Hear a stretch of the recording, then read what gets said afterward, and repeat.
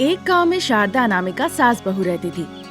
शारदा अपने बेटी के साथ पोल्ट्री फार्म चलाती थी। उस पोल्ट्री फार्म से उस परिवार को बहुत अच्छा मुनाफा होता था। अनामिका घर पर रहती थी और अपनी सासू माँ पति के लिए वो खाना पकाया करती थी। लेकिन अनामिका भी सोचती थी कि उसे कुछ काम करना चाहिए। लेकिन रमेश का कहना था कि महिलाएं अगर काम करती है तो किस्मत साथ नहीं देती। इस मामले में शारदा ने भी अपनी बहू को कई दफे समझाया। अजी, आप और सासू माँ पोल्ट्री फार्म चले जाते हैं, मुझे अकेले घर पे रहना अच्छा नहीं लगता, मुझे भी अपने साथ ले चलिए ना। देखो अनामिका, मैंने पहले भी तुम्हें कितनी बार समझाया है, पर तुम मेरी बात समझती क्यों नहीं?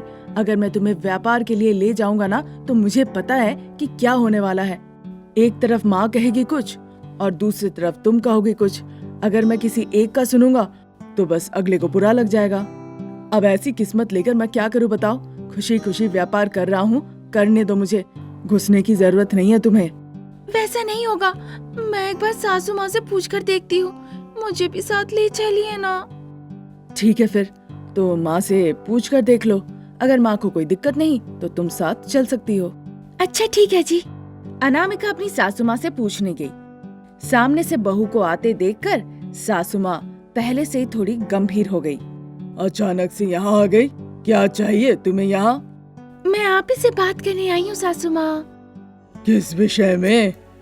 वो ये कि सासू माँ, मैं भी आप लोगों के साथ व्यापार में जाना चाहती हूँ। अरे बेवकूफ, सड़ा हुआ मुँह, तुम्हें जाने की क्या जरूरत है? तुम्हें पता है कितनी बदबू होती है वहाँ। लोगों को तुम्हें काम करने को कहना पड़ेगा। सिर्फ इतना ही नहीं, वहाँ पे एक दाना खाना नहीं खा सकती हो। क्या जरूरत है इतनी परेशानी झेलने की? हाँ क्यों सासू माँ, आप मुझे अकेला क्यों छोड़ देती हैं? मुझे भी कुछ करना है, यही मेरे मन में है। मैं आपकी बहू हूँ, मैं भी व्यापार करना चाहती हूँ और अच्छा मुनाफा कमाना चाहती हूँ, पर आप लोग इस काम के लिए मुझे हिम्मत ही नहीं देती। देखो बेटा, पोल्ट्री फार्म करने की जरूरत नहीं है, तुम कुछ और करो, मैं उसके लिए तुम्हें सहायता करूंगी। तुम क्या व्यापार करना चाहती हो बताओ मुझे। अभी ऐसा पूछेंगी तो मुझे समझ में नहीं आ रहा है, उस बारे में थोड़ा सोचना पड़ेगा ना। देखो, तुम व्यापार करना चाहती हो, लेकिन तुम्हारे सामने कोई स्पष्टता नहीं है। अब तुम क्या करोगी बताओ? मैं तुम्हें सुझाव देती हूँ। तुम जब लोगों के बीच में व्यापार करना चाहती हो तो कम लागत वाली होनी चाहिए, ताकि तुम उस व्यापार को बिना किसी की सहायता से भी अच्छे से चला सको। अगर ऐसा कोई व्यापार है तो सोच के बताओ, मैं सहायता करूँगी। शारदा की ऐसी बातें सुन के अनामिका बहुत खुश हो गई। उसने सारा दिन उस धंधे के बारे में ही सोचती रही। उसे अपने पति की पोल्ट्री फार्म ही याद आ रही थी। शुरू में उसने सोचा कि चिकन पकोड़े बचेगी, अब क्योंकि वो बहुत महंगे होते, इसीलिए उसने उस प्लान को ड्रॉप कर दिया। फिर उसके दिमाग में एक अच्छी तरकीब आई। वो भागते हुए सासू माँ के पास गई। अरे बहू, भागते हुए आ रही हो, क्या हो गया? सासू माँ, पोल्ट्री से जो अंडे आते हैं उनका आप लोग क्या करती हैं? उनका क्या करेंगे, उन्हें भी तो हमें मुर्गियों के साथ बेचना ही होगा। एक अंडे आप लोग कितने में बेचती हैं माँ? एक अंडे हम 5 रुपए में बेचते हैं, यही बाजार का भाव है। इससे कम में बेचेंगे तो मुनाफा नहीं होगा ना। अगर ऐसी बात है तो उन अंडों को मुझे बेच दिया कीजिए, मैं ऑमलेट बना के बेचूंगी। अनामिका, तुम पागल हो गया? घर पे चुपचाप बैठ नहीं सकती हो? तुम्हें यह सब काम करने की क्या जरूरत है? अरे बेटा, अनामिका को करने दो, मुझे भरोसा है उस पे। उसने अंडों के बारे में ही पूछा है ना, वो ज्यादा महंगा नहीं है। तुमने बहुत अच्छा सोचा है अनामिका, करो, मैं साथ में हूँ। हाँ सासू माँ, मुझे भी पूरा भरोसा है इस काम पे।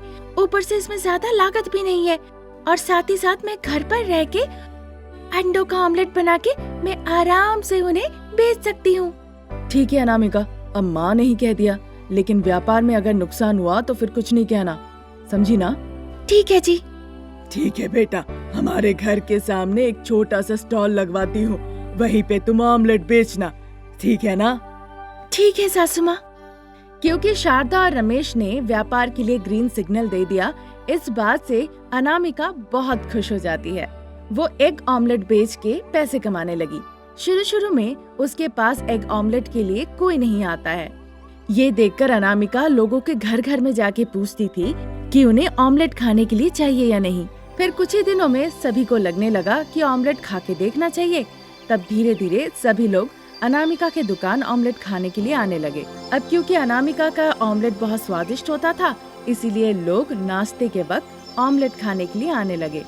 कुछ ही दिनों के अंदर देखते ही देखते अनामिका का व्यापार आसमान छूने लगता है। क्योंकि अनामिका ऑमलेट 10 रुपए में बेचती थी, इसीलिए उसके अच्छे मुनाफे भी हुए।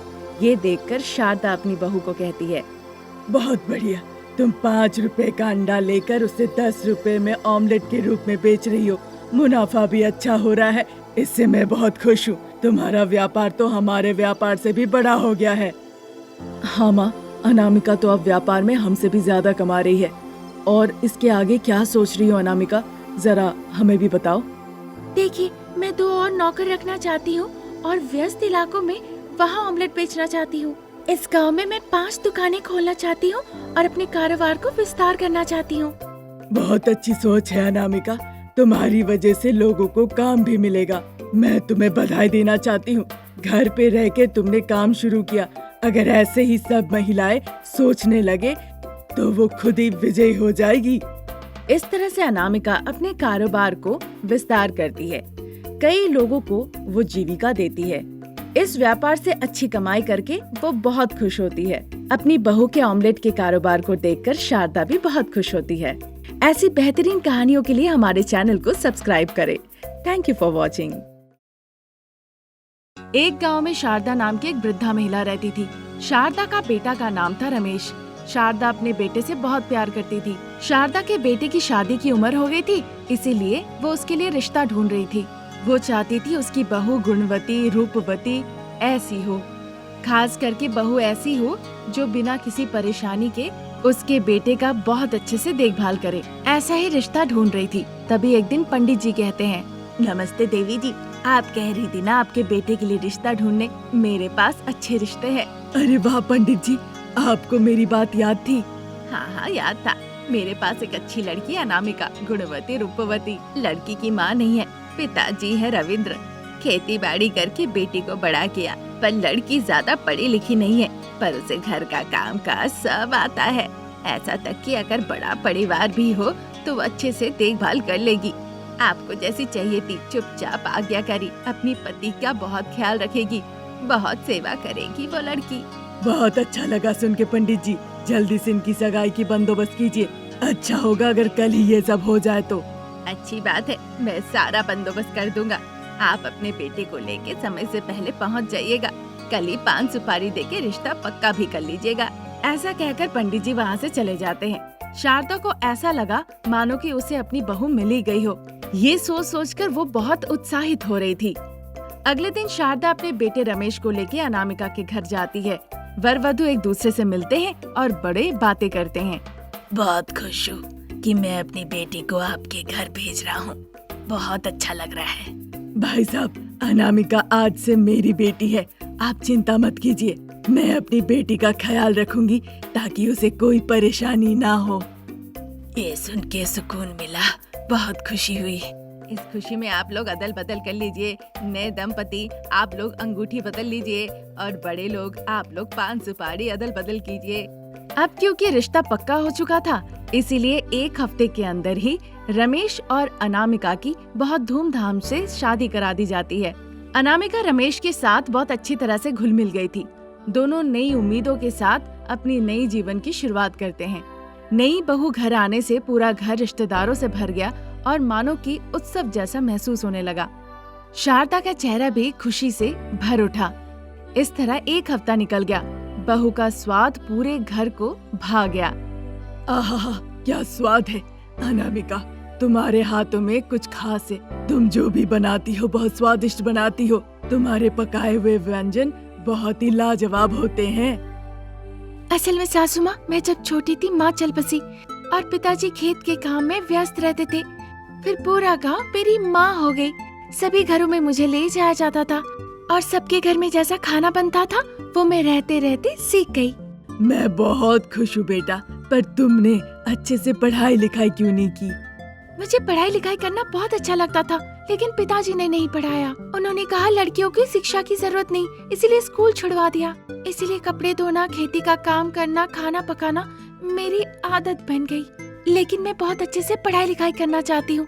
पता है शायद ये कभी पूरा नहीं हो पाएगा, लेकिन मेरा दिमाग विकास नहीं करेगा, इसलिए मुझे उम्मीद है। दुखी मत हो बेटा, मैं तुम्हारे सपनों को पूरा करूंगी, मैं पढ़ाऊंगी तुम्हें। ऐसा कहकर शारदा अपनी बहू को पढ़ाने का फैसला लेती है। योजना के मुताबिक वो उसे एक अच्छे ट्यूशन में भर्ती कराती है। अनामिका अपना स्कूल और इंटरमीडिएट पूरा करती है। अब डिग्री की पढ़ाई करने का समय आ गया। अब तक वो घर पे पढ़ती थी, पर उसे अब कॉलेज जाना होगा। ये सोचकर अनामिका अपनी सासू माँ से कहती है, सासू माँ मुझे बहुत टेंशन हो रही है, बहुत डर लग रहा है। चिंता करने की कोई बात नहीं, ये कोई कॉलेज नहीं है, ये मंदिर है। बहुत लोग आएंगे शिक्षा के लिए, लोग तुमसे आके दोस्ती करेंगे, शिक्षक आके तुम्हें पढ़ाएंगे। यही तो तुम्हारी इच्छा थी ना? क्या तुम नहीं चाहते हो अपनी इच्छा पूरी करना? डिग्री की पढ़ाई करोगी तो पढ़ाई पूरी हो जाएगी। अच्छे से पढ़ना, ठीक है ना? ठीक है सासू माँ। ये कहकर अनामिका कॉलेज चली गई। उसका नया जीवन शुरू हुआ। उसे नए नए दोस्त मिले वहाँ। वो हर दिन घर आती थी और कॉलेज में होने वाली नई नई चीजों को याद करके वो बहुत मजे लेती थी। उसकी हंसी देखकर उसके पति रमेश भी हंस पड़ता था।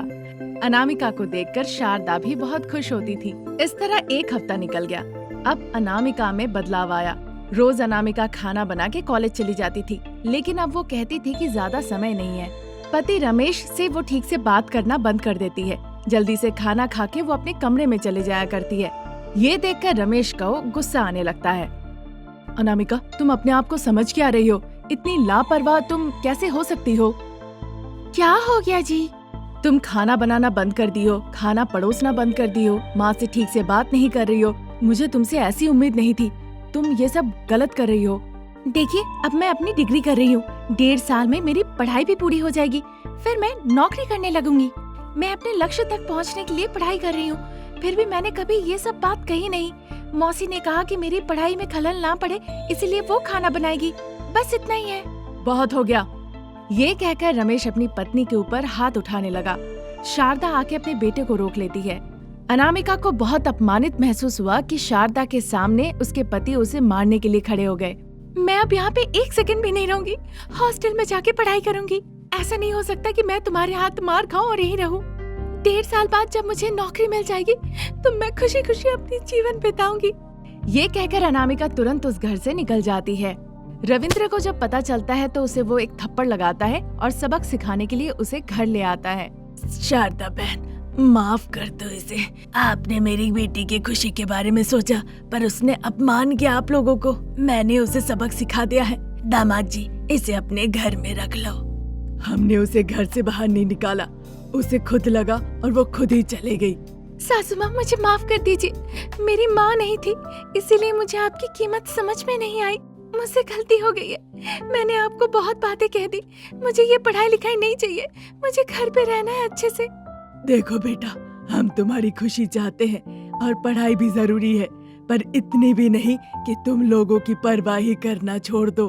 आजकल बच्चे पढ़ाई लिखाई करते तो है, पर बड़ों का सम्मान नहीं करते हैं और ऐसी गलतियां करके अपनी जिंदगी को बर्बाद कर लेते हैं। पढ़ाई लिखाई से जिंदगी बेहतर होती है, पर उस वजह से शादी ससुराल को बर्बाद नहीं करना चाहिए। पर तुम में परिवर्तन आया है। बेटा रमेश, बहू को कमरे में ले जाओ। अनामिका, अंदर चलो। रमेश अनामिका को अंदर ले जाता है। ससुराल जाने के बाद अनामिका अपने पति और सासू माँ की बातों को खुशी खुशी मानने लगती है। उसमें ये परिवर्तन देख के शारदा और रमेश बहुत खुश होते हैं।